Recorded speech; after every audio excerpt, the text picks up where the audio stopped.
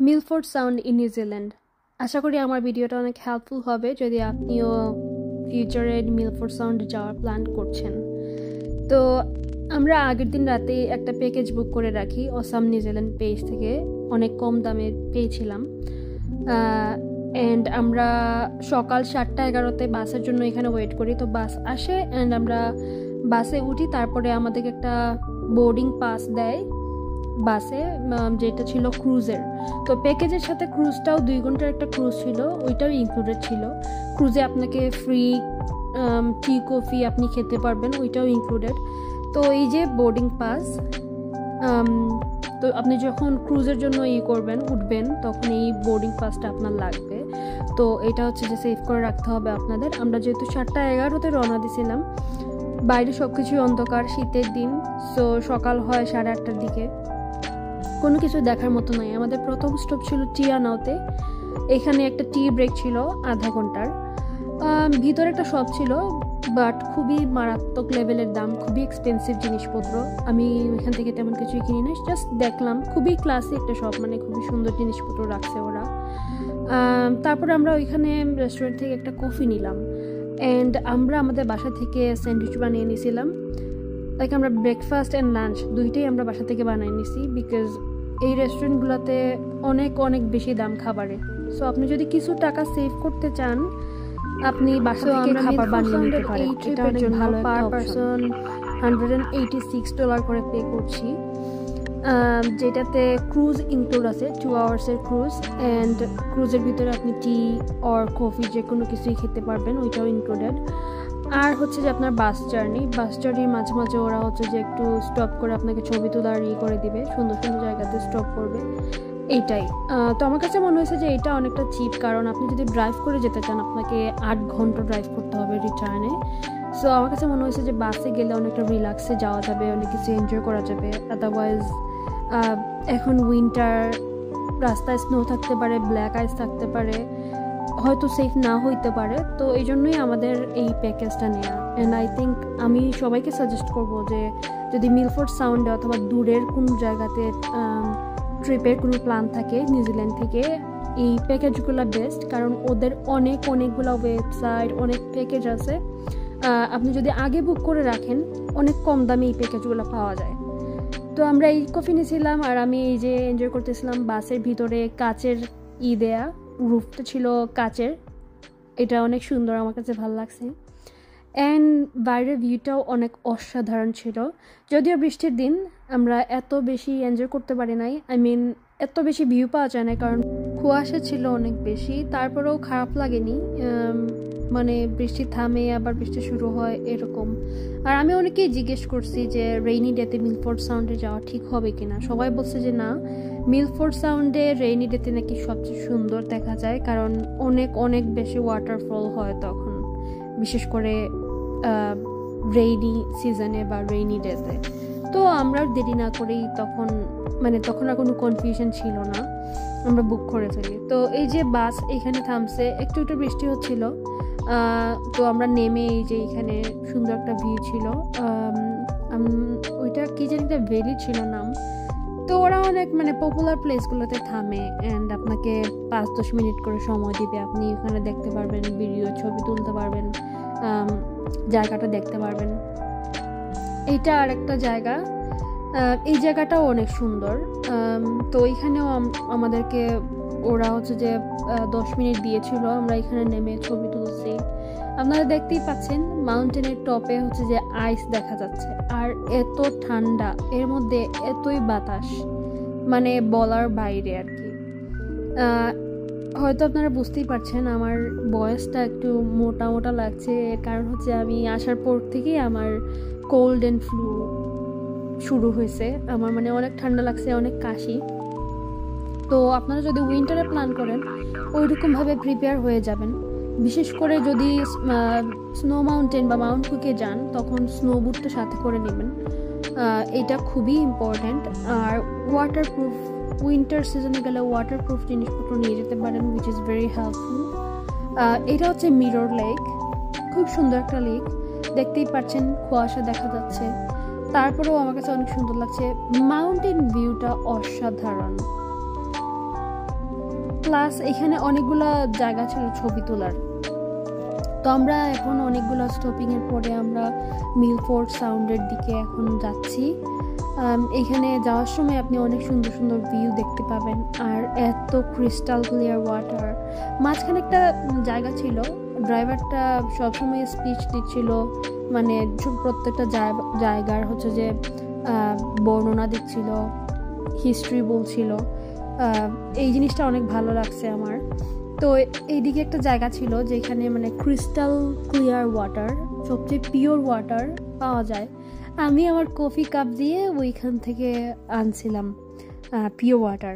খেতে একদম নর্মাল ওয়াটারের মতোই, বাট খুবই খুবই ঠান্ডা ছিল। আপনারাও চাইলে করে দেখতে পারেন, এক্সপিরিয়েন্স নিতে পারেন। খুব ভালো লাগছে। রেইনি ছিল, এই বৃষ্টিতে ভিজে ভিজেই আমি এইগুলা করছি। অ্যান্ড এই যে চারিদিকেই কুয়াশা, তার মধ্যে বৃষ্টি, কিন্তু তারপরেও এই যে ভিউগুলা এত মারাত্মক। আই মিন বৃষ্টির জন্য চারিদিক থেকেই ঝর্ণা, ছোট বড় ঝর্ণা, সব দিক থেকে ঝর্ণা পড়ছে। এই দেখেন এই ভিডিওটাতে উপরের কিচ্ছুই দেখা যাচ্ছে না কুয়াশার জন্য, বাট এই জায়গাগুলা এত সুন্দর। আপনি যদি নিজের চোখ দিয়ে না দেখেন, আই মিন ভিডিওতে এইগুলা এক্সপ্লেন করা সম্ভবই না। ইভেন আমি যখন মাউন্ট কুকে গেছিলাম, আমি কিছু ভিডিও ক্লিপ নিয়েছি, বাট অ্যাকচুয়ালি নিজের চোখে দেখা এত ডিফারেন্ট, ভিডিওতে ওগুলো আসেই না কিছু, যতই আপনার ভালো ফোন হোক। তারপরেও I am not sure about camera, but নিজের চোখে দেখার মধ্যে আলাদা একটা সৌন্দর্য আছে। তো আমরা এই যে মিলফোর্ড সাউন্ডে এখন চলে আসলাম। সবাই প্রিপারেশন নিচ্ছে, যেহেতু বাইরে বৃষ্টি হচ্ছে, সবাই রেইনকোট পরছে, ঠিকমতো প্রিপেয়ার্ড হচ্ছে, কারণ 2 ঘন্টার ক্রুজ। যদি বাইরে যে আপনি ওই ওয়াটারফলসগুলো এনজয় করতে চান, অবশ্যই আপনার রেইনকোট লাগবে। তো তারপর সবাই ওইখানে যে লাইন ধরছে, যারা যারা ক্রুজে উঠবে, অনেক বড় শিপ। তো আমরাও যাচ্ছি, ওইখানে যে লাইন ধরছি, এর মধ্যে বৃষ্টি হচ্ছে। অবশ্যই একটা ছাতা ছিল আমার সাথে, এটা একটা ভালো জিনিস। আমি জানতাম, আমি হচ্ছে যে বুকিং করার পরই আমি দেখতে পাইছি যে ওয়েদারটা হচ্ছে রেইনি। তো ওই রেইনি থাকার কারণে একটাই ভালো জিনিস হয়েছে আমাদের সাথে, যেটা হচ্ছে আমরা ব্ল্যাক আইসটা কম পাইছি।